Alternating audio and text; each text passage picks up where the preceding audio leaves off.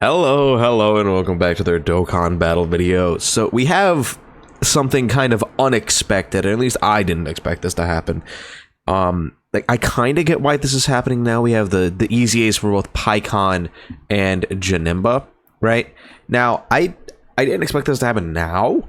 I would assume I would have thought it would have happened during either a Janemba celebration or an Otherworld like tournament celebration. And I guess technically this is like tournament participants themed, so I guess it kind of makes sense. But without a part 2 LR yet, which I would assume we would be seeing soon, probably like the 15th, right, next week, that like we would have saw something that like more tied into Cell.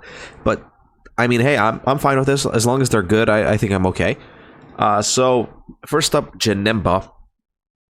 Oh, okay. His leader skill is actually pretty good at extreme class. With the extreme class key 3-130 is pretty good. All right, let's see what he does. 180% attack and defense at the start of turn. Guard, 50% damage reduction. Extreme class allies key +2 and attack and defense 30%. That's good. With 3 or more type key spheres obtained, Corona Body and Mind, or uncontrollable power category allies attack and defense 30%.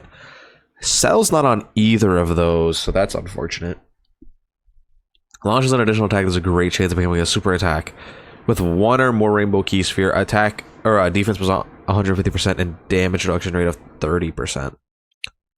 So with 1 rainbow, he's at 80% damage reduction. That's pretty. Oh, that's not good. For every attack received, attack plus 20% up to 100% and damage reduction rate of -5%. No more than so he loses like all his oh, that's terrible actually. Huh. It's not like he's getting any other defense. Oh no, that's not good. Super attack effect raises attack and then raises defense for 1 turn.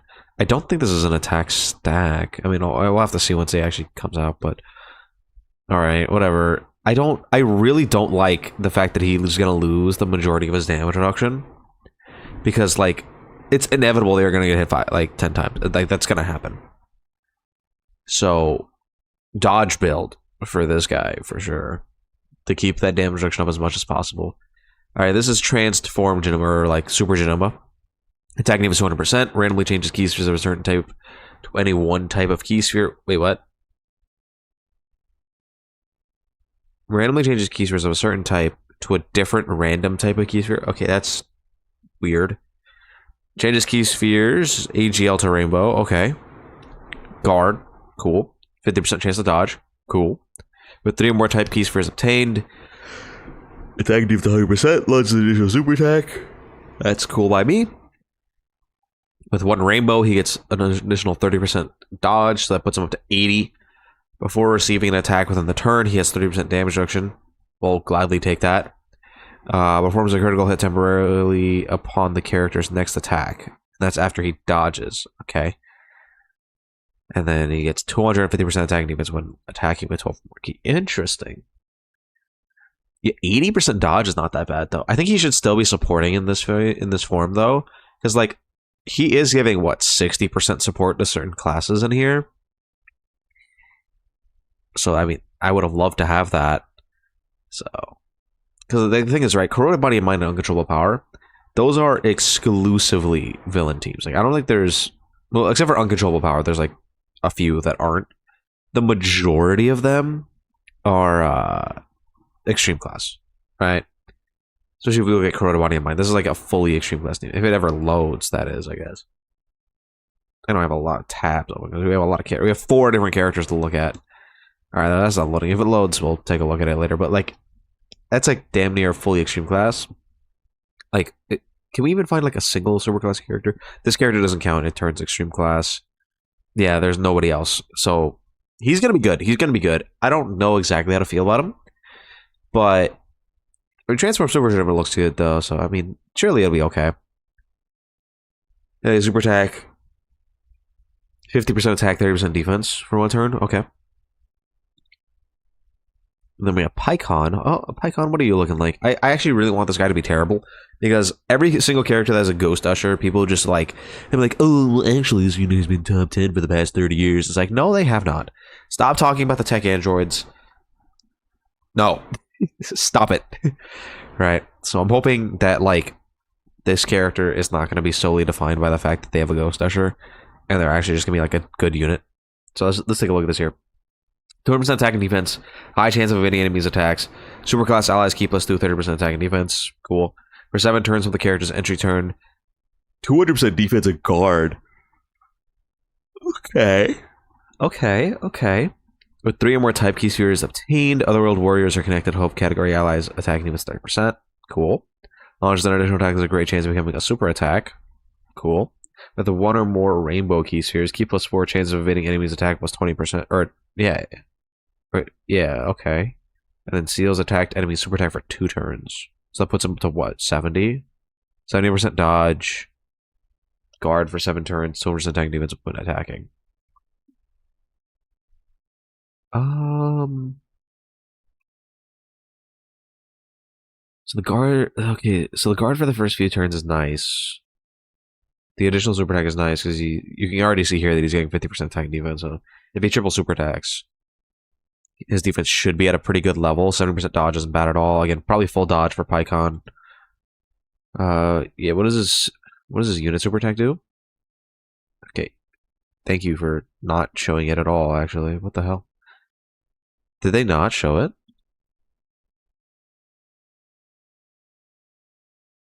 Or is that in this other image? It is, okay. It adds a 50% attack decrease, and he makes him super effective against all types. I mean, it's okay. Is he good? I would assume so. They didn't show anything about his active. I don't really remember what his active is. Is there a way for me to like easily find this? Accelerated battle, maybe? Yeah. We can find it this way. He's not in accelerated battle. No, he's not. Otherworld warriors are connected hope. He leads that, right? What is his active skill condition again? When facing only one enemy's HP 50% or more start on the 4th turn. Okay. He'll be good. He'll be good enough. Then we got Super Kaioken here. Now, I actually thought that they could potentially give this guy his own Dokkan Fest. With him being here, is there potential that he's the Part 2 LR? I mean, like, it's a non-zero chance at this point, right? With these guys EZAing. So let's take a look at him now. Leader skill doesn't matter at all.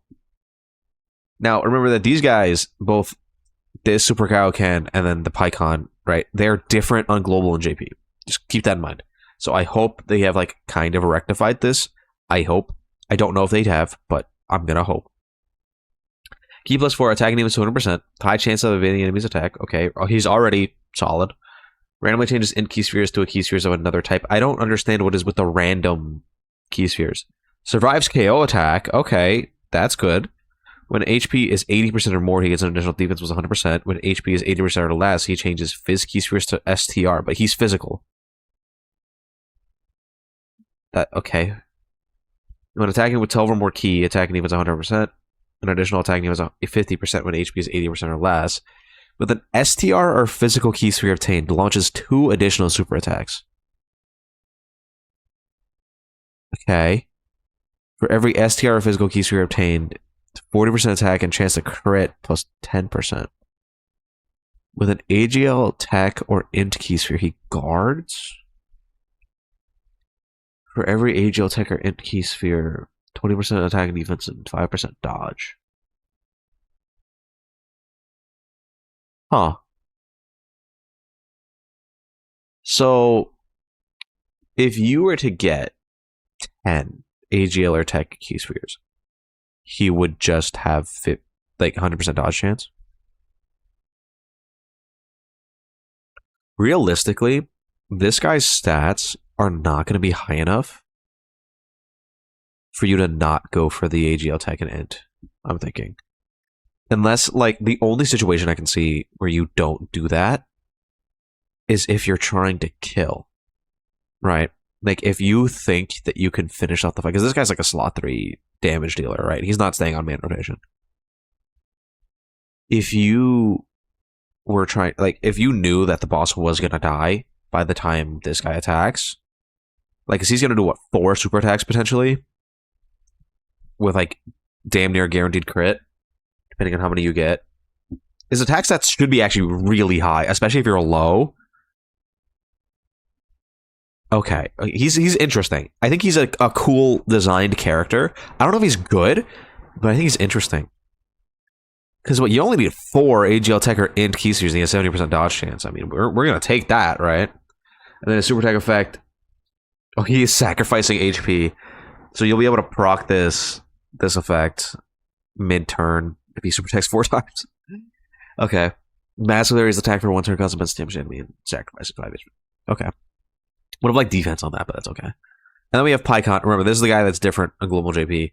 Like, you can, I literally pulled it up. I wanted to see if his stats are different. Like, he's literally int as opposed to STR, right? It doesn't look like their actual passives are any different. The big issue with them is their stat spread is different, right? It was PIKKON and Super Kaioken.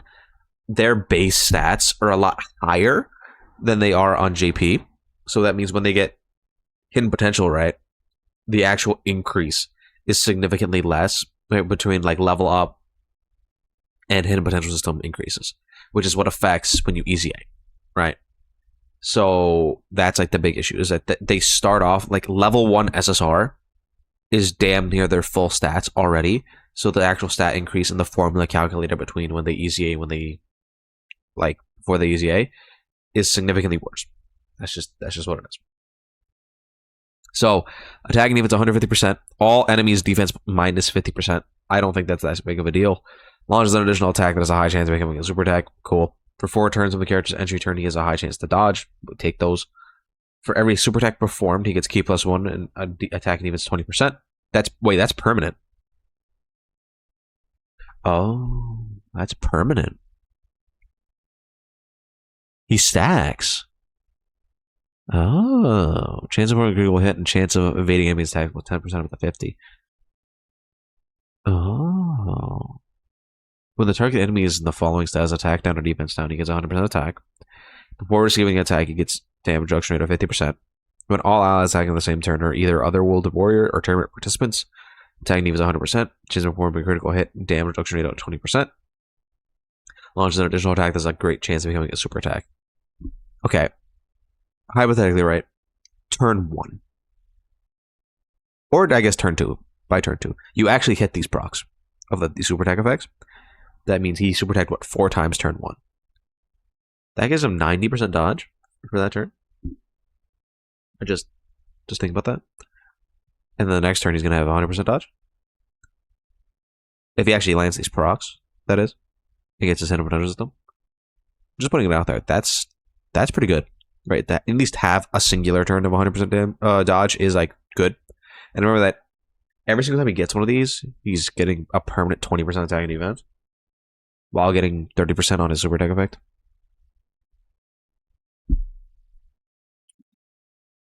And he lowers attack on it. Okay. Legitimately, I think this PIKKON is quite good for battle hardened and formidable foes. Right, because he not only is debuffing like a lot. He's going to be doing damage against them because they're debuffed. He's going to have a really high dodge chance. He's going to have the damage reduction before he's attacked, so he's going to be able to not take damage from, like, Cell Max's AoE. 70% damage reduction before you attack is a lot, right? I think he's going to be, like, legitimately solid against those fights. So, interesting. Definitely interesting. Huh, okay. Like, okay, so we have PIKKON, who seems pretty good. Super Saiyan Kaioken, who is not bad, but definitely quirky. PIKKON, AGL PIKKON, who just seems fine. He doesn't seem bad at all, really. And then Janemba, who I really wish didn't lose his damage reduction. But if he's dodging, if you just have him dodge build, is it really that big of a deal? Because, like, Super Janemba looks good. It's just I wish he kept the support because he's just rocking 30% damage reduction before he gets hit one time and 80% dodge. His stats are gonna be good. He links up really well with like physical Janemba, but like the uncontrollable power team isn't very good anymore because it gets like stalled out. So hopefully this guy helps with that. I don't know. That's just my thoughts. Anyway, let me know what you guys think about all 4 of these new characters. I kind of like them. I don't really know. I think they're all right. Just let me know what you guys think in the comments down below. Don't forget to like, subscribe, and I'll see you guys all in the next one. Bye-bye.